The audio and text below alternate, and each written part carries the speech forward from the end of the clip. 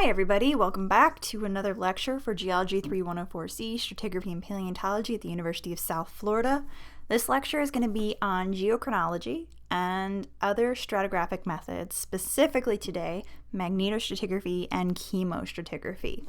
So now we're going to start piecing together more than just lithostratigraphy. We're going to start piecing together lots of different lines of evidence to help us understand the ages of the geologic timescale. So here is a fun picture of a cake that mirrors a geologic timescale that was made by quite a few paleontologists, Graham Lloyd, Sam Giles, etc. It's really cute.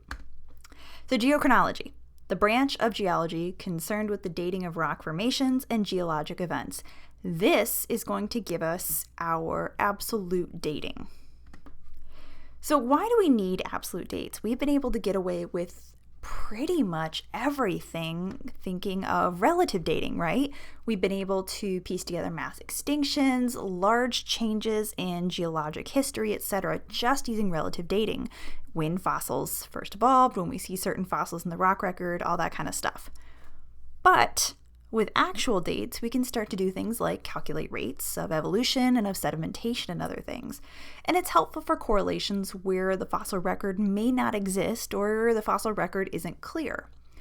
Now, there's a lot of reasons why and where the fossil record would be absent. For example, the entire world is not made of sedimentary rocks. We unfortunately have to deal with igneous and metamorphic sometimes, right?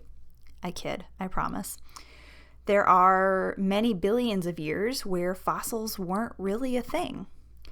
And last, just because we have fossils doesn't mean they will be preserved. So there's times on Earth like the Romer's Gap, a time right after vertebrates evolved on land where we don't have a whole lot of fossil evidence. So a lot of our timing information without absolute dating would be scarce.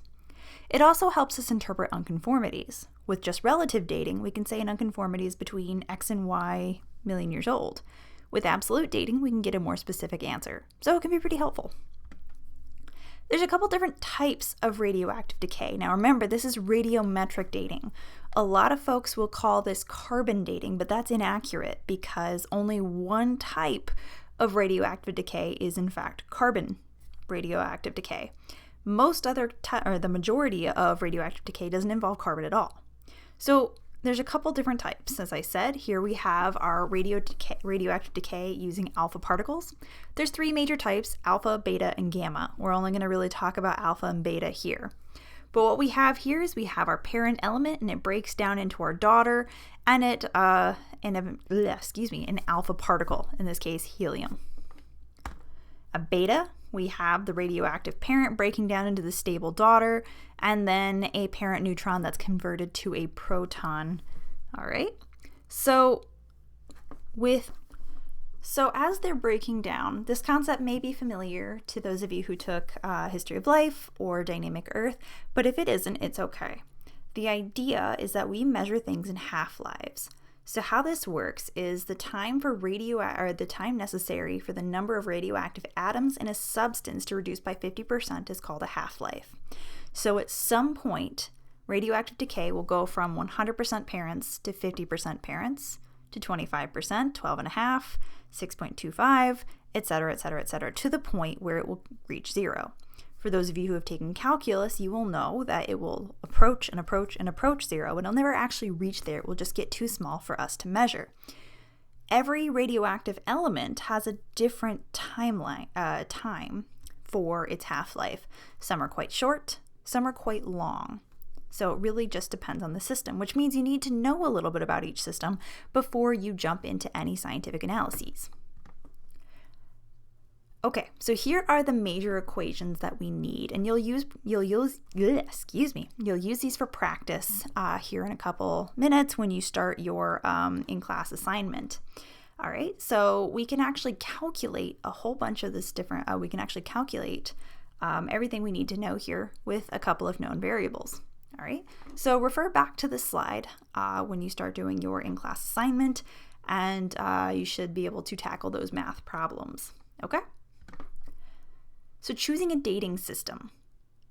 Isotopes with short half-lives can only work on shorter timescales. So there's a couple questions we have to ask ourselves before we just jump into an isotopic analysis.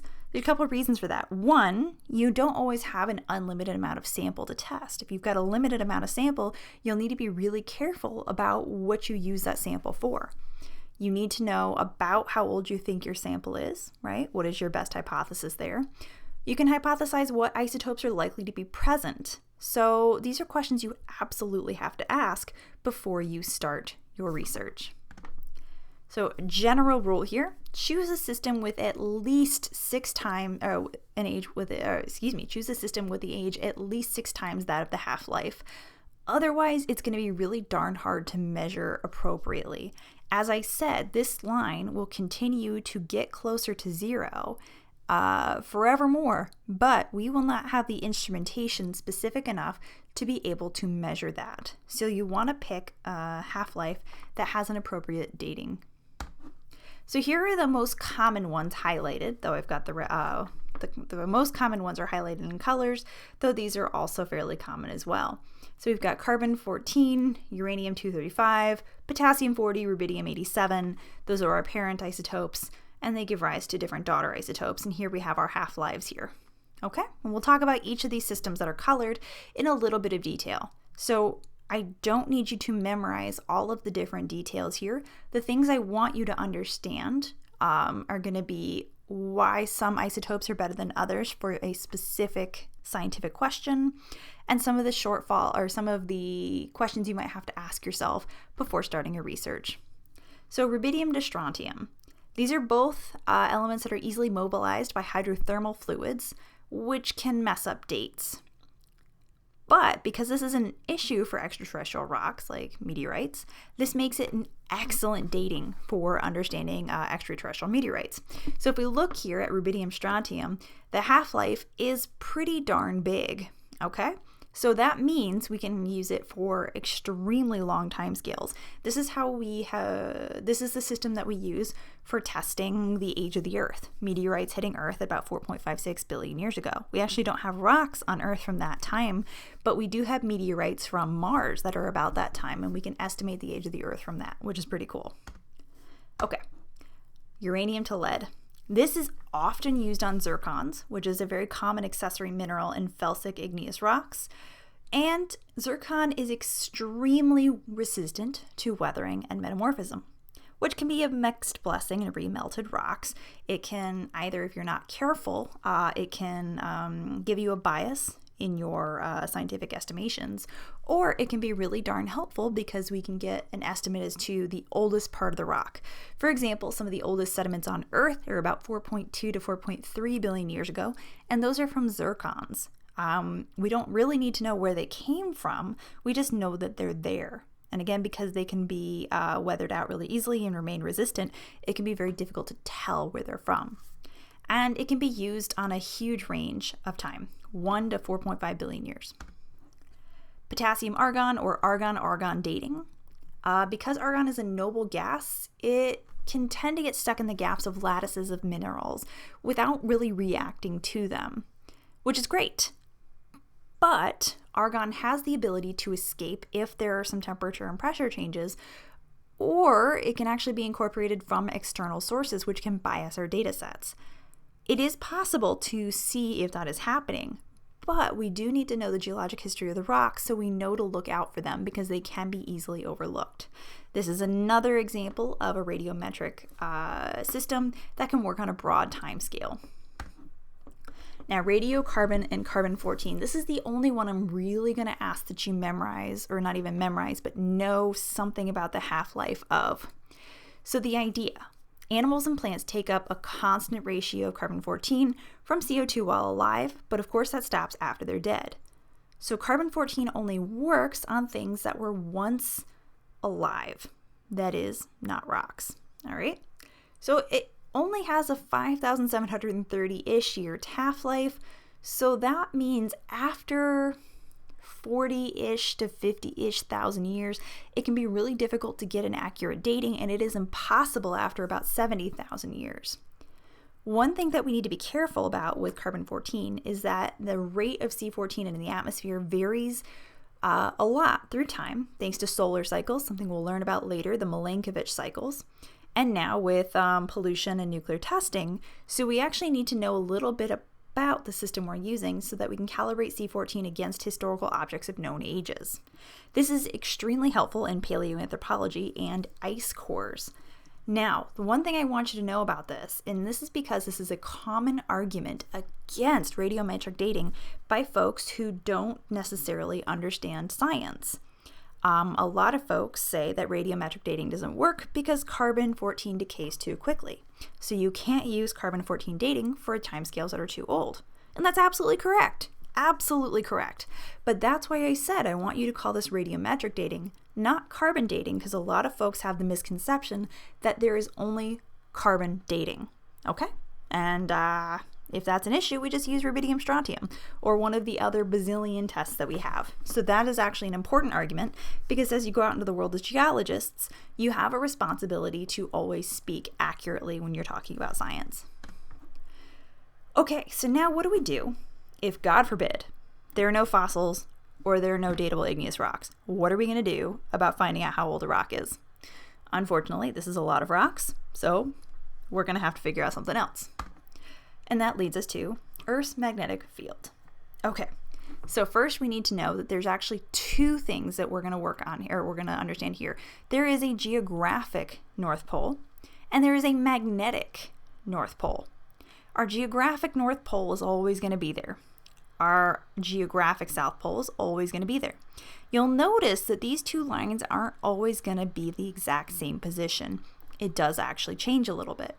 But what is really interesting is that our north and south magnetic pole can switch, and they have switched regularly, or not regularly, but they've switched often through Earth's history. It in fact switches irregularly. We do not know the rate at which it changes. The sun does the same thing. So the north and south poles switch every 11 years. So its magnetic cycle is approximately 22 years total for north to go back to the north and south to go back to south. We don't exactly know why Earth doesn't switch on a regular basis either. But one idea is that the sun is just so much larger, it has so much more of a magnetic field that perhaps it kind of forces a more regular pattern. So rocks and the Earth's magnetic field. In the 1950s, after sonar really became a thing, submarines, etc., after World War II, it became accepted that the polarity of the Earth's field flips. We don't yet really know why. Flips take about 1,000 years to happen on Earth, which is geologically instant, which is excellent for us stratigraphers, all right? Because that gives us a very clear picture of when things are happening.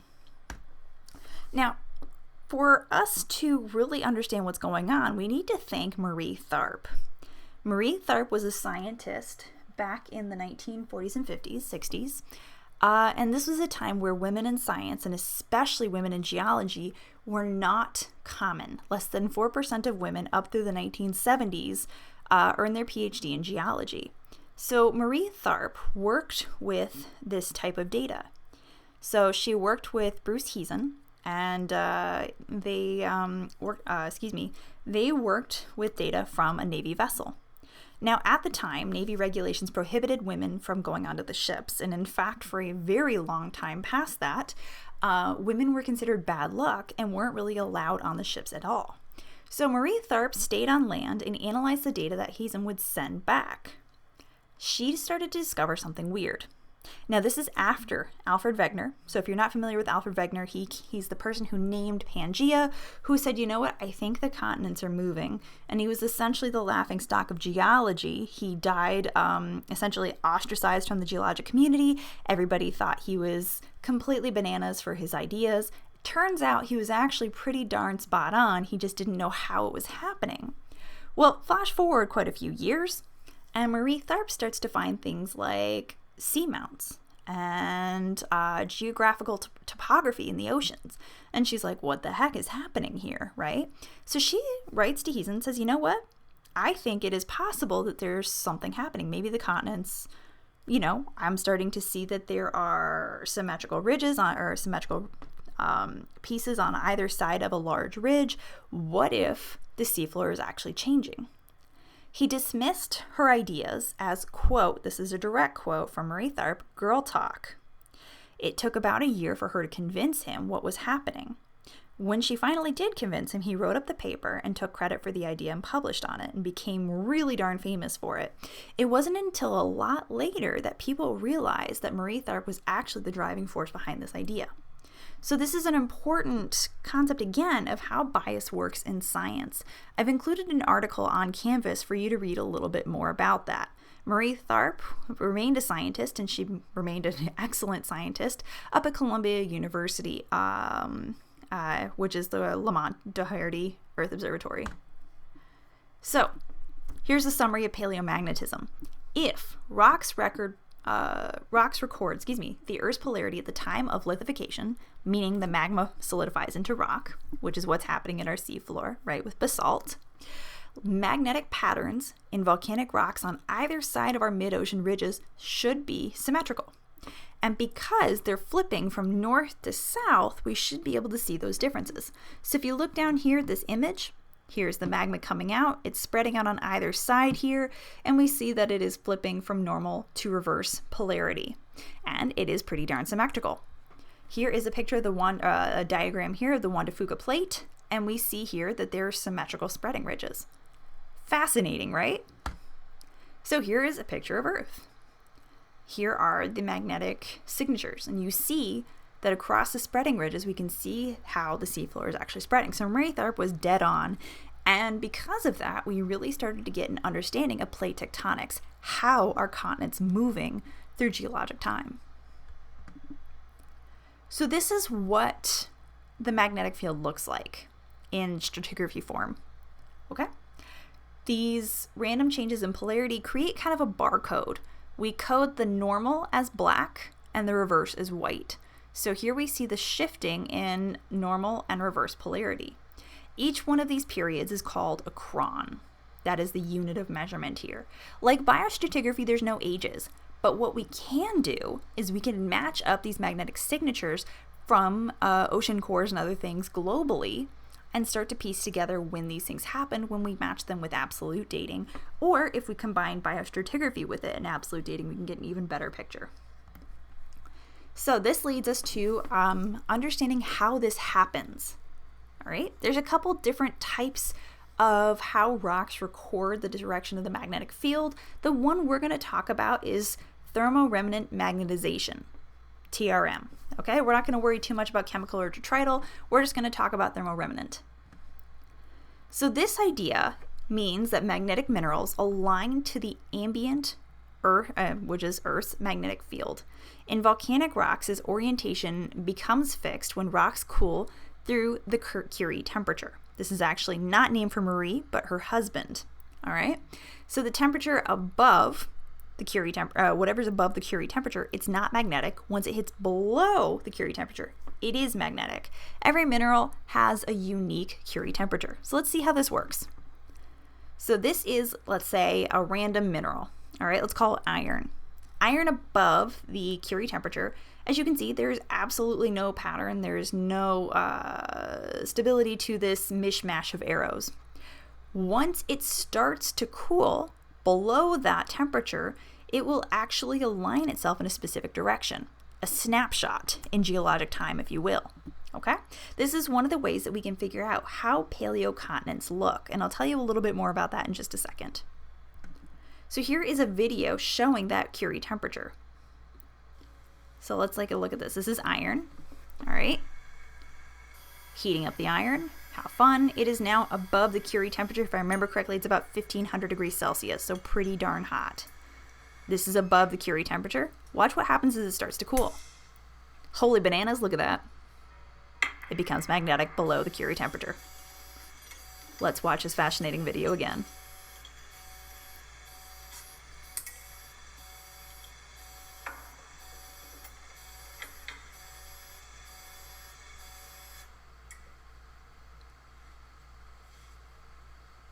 I thought I was going to go again. All right, well, we'll just move on.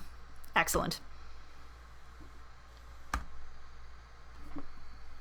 So, field testing paleomagnetism. The lovely human in these photos is Joe Panzik, the paleomagnetist here at the University of South Florida. Now, what he is doing is he's actually taking paleomagnetic signatures in the field This is right outside of Chattanooga, Tennessee from a couple of years ago, trying to test certain sequences of events happening in the Appalachian Mountain formations using magnetostratigraphy. So what you do is you take the strike and dip of the rock, and you can actually measure the angle of the sun coming in to orient these specific cores coming out of the rock. You drill in a hole in the rock. While someone is drilling this hole in the rock, someone else is standing behind them pumping water into the drill. It is decidedly the least fun job, and you can bet that is the one I was doing, all right? And you pull out the core, and you orient the core to how you took it out, and that is how you start to run your samples, which is really neat. And again, one of the cool things that we can do about this is if you take rocks globally, you can start to match them up to see how paleocontinents might have looked. This is how Rodinia actually was reconstructed.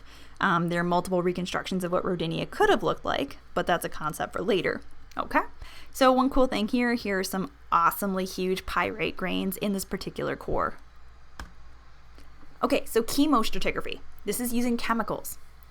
You're going to use chemical markers to correlate rocks as well as reconstruct global environment. And how we're going to do that is by tracking isotopes like carbon-13, the change in carbon-13 through time.